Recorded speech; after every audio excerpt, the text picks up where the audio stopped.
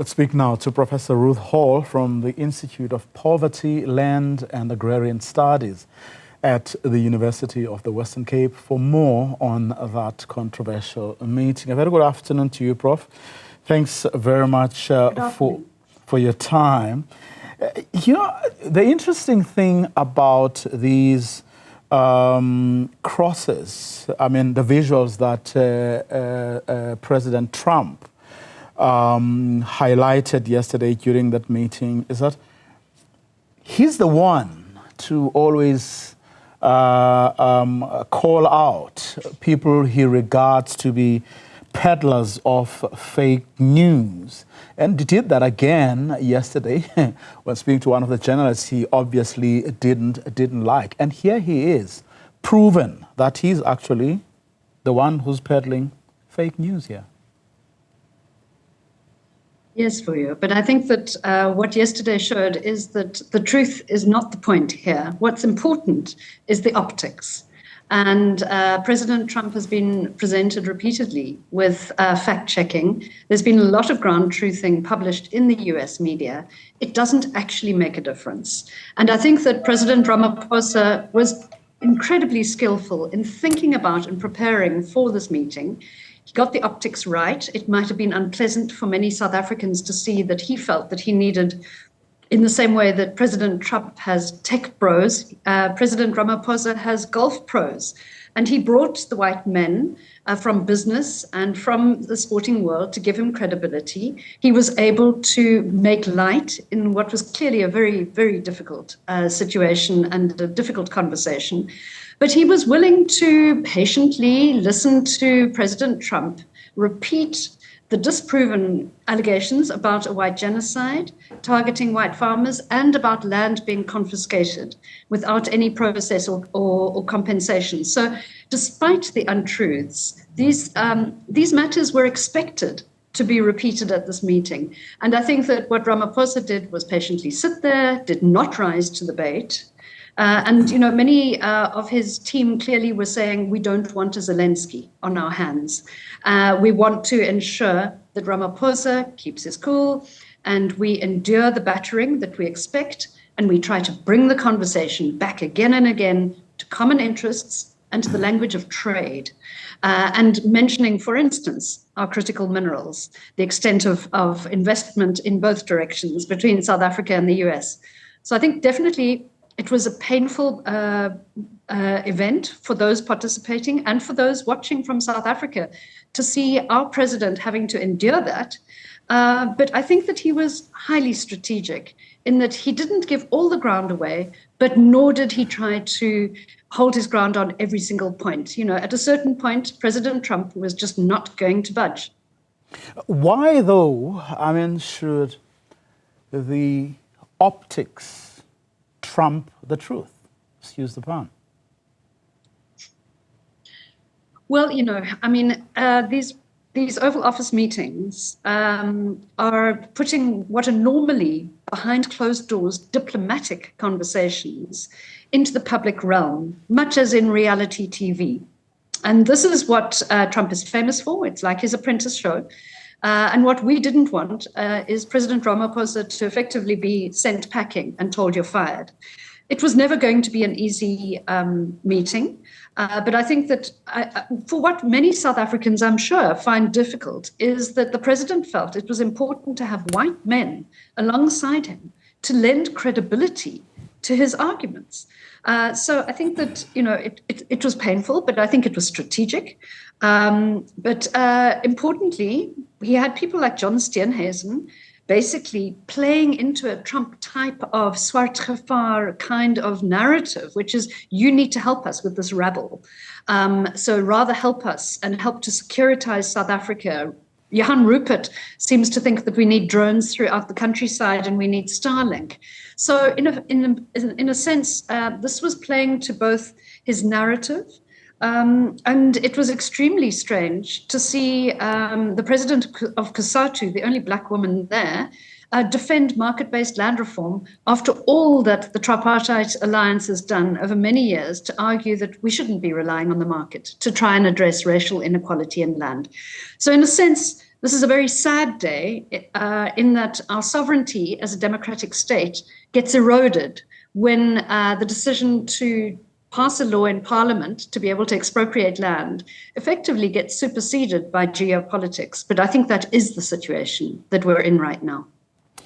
I'm glad you said some of the things you said, because, I mean, why should we, or anyone for that matter, play into Donald Trump's hands, operate within his a comfort zone? Because there was a lot that was actually uncomfortable about what happened, including seeing the people who were, or according to some people, were made yesterday work for everybody, but more importantly, work for our nation. And there are a lot of people asking, what if those people weren't necessarily, about, saving the situation or saving our nation, but essentially were about saving themselves and their careers or their interests, or perhaps more importantly, their money.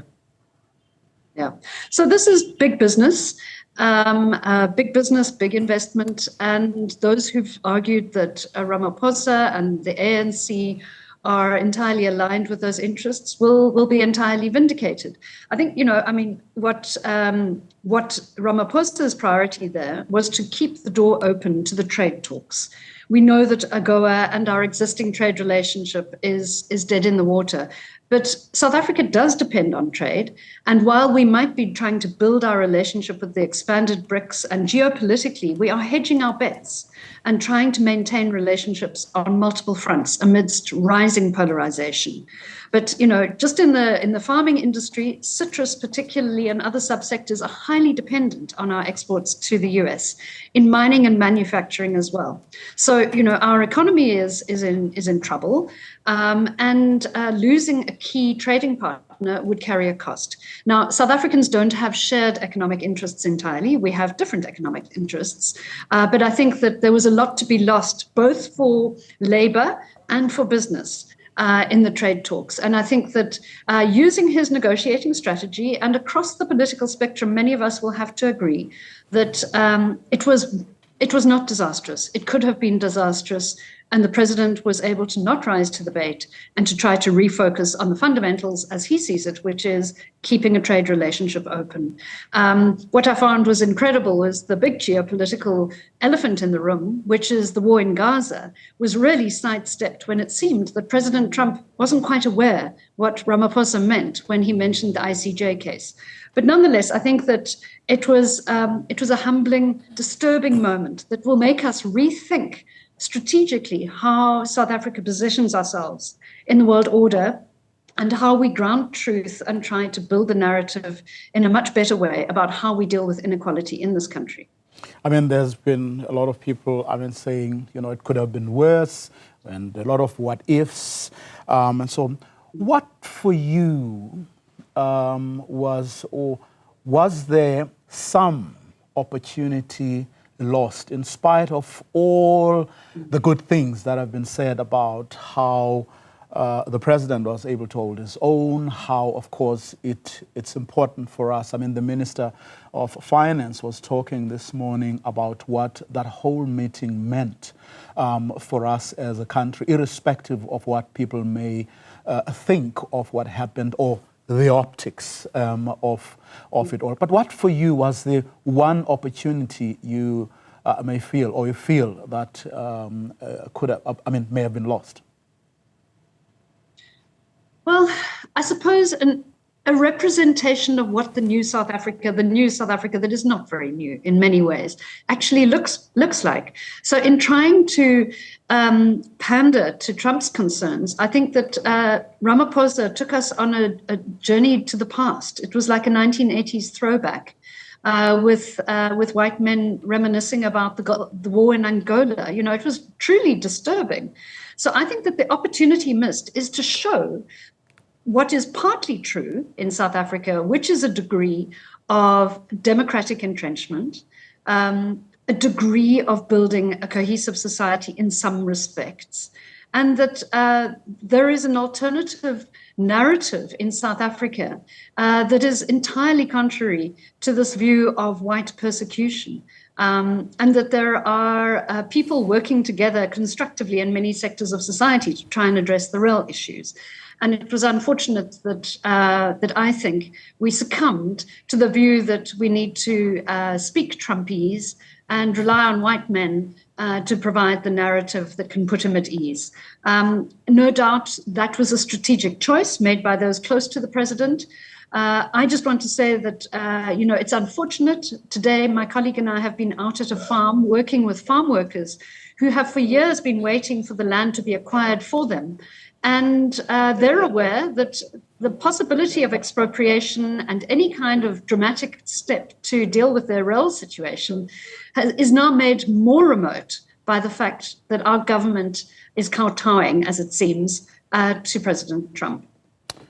Mr. Rupert did take a pot shot at John Steenhuisen, but do you feel that they did enough to actually deal with the, I won't say one, but the many elephants in the room? Well, I think that actually might disagree with him on many counts, but I think Steenhuisen was right to actually ground truth some of the stats around murder and around crime more generally, and the fact that crime, rural crime, is widespread, and that, he could have been more specific, perhaps. Less than 10% of the murders that happen on farms are of white farm owners.